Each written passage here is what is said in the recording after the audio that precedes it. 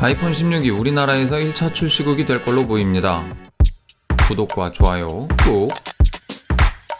IT 토스터. 네, 안녕하십니까. IT 토스트의 정범입니다. 9월 10일 새벽 2시 우리나라에서 아이폰 신제품 출시 행사가 있습니다. 리츠 클로우 타임이라는 이름의 행사로 열릴 예정이에요. 애플 인텔리전스 시리의 작동 애니메이션을 형상화한 걸로 보이죠. 무엇보다 이 소식은 우리나라가 1차 출시국이 될 가능성이 높다는 겁니다. 9월 13일 판매를 시작해서 9월 20일쯤 1차 사전 예약한 사람들이 받아볼 수 있을 걸로 예상하고 있어요. 그렇다면 왜 애플은 우리나라를 1차 출시국에 포함시킨 것일까요? 그 이유를 알아보죠.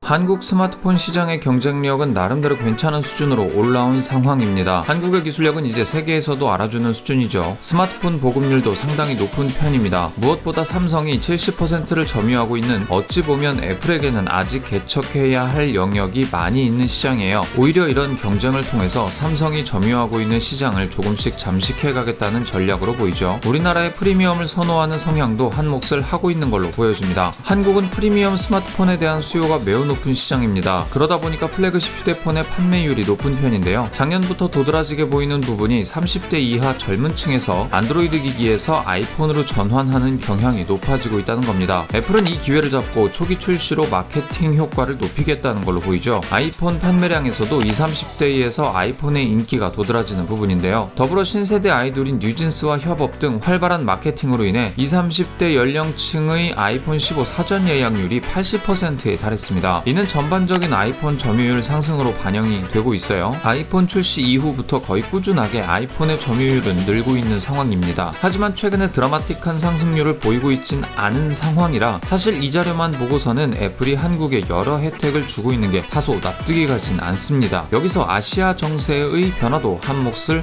하고 있다는 거죠.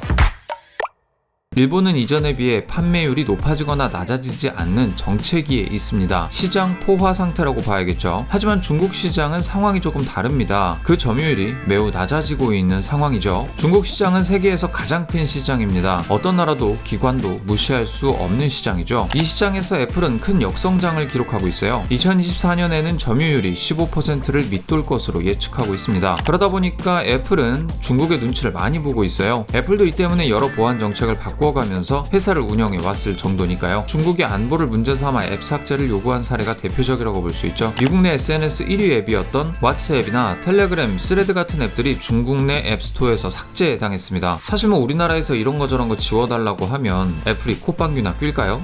전혀 안 그렇겠죠? 반응조차 없을 것 같습니다. 또한 2022년 중국의 시위대가 에어드랍을 사용해 정부 비판 메시지를 빠르게 확산시키자 iOS 업데이트로 에어드랍의 파일 수신을 모든 사람으로 설정할 수 있는 시간을 10분으로 제한하기도 했죠. 아무래도 이렇게나 눈치를 보면서 공을 들였던 중국 시장이 경쟁 브랜드에 의해 점유율이 떨어지고 있는 상황인 거죠. 때문에 돌파구를 아시아의 다른 나라에서 찾다 보니 우리나라를 겨냥하고 있는 것으로 보입니다. 다른 매출 높은 큰 나라에 가려 잘 안 보이던 시장을 이제서야 신경 쓰기 시작했다는 분석인 거죠. 아무래도 좀 떨어지는 매출을 어떻게든 메꿔보려고 하는 똥꼬쇼가 느껴지고 있는 대목입니다.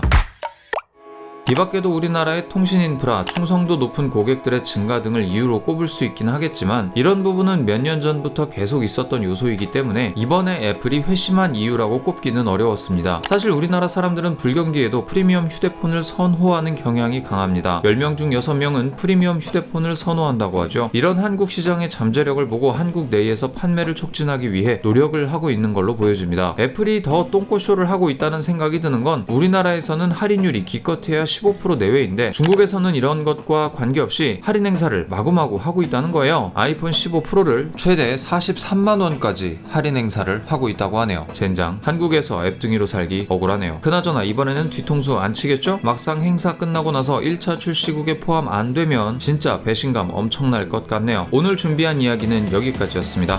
다음에 또 만나요. 정범이었습니다.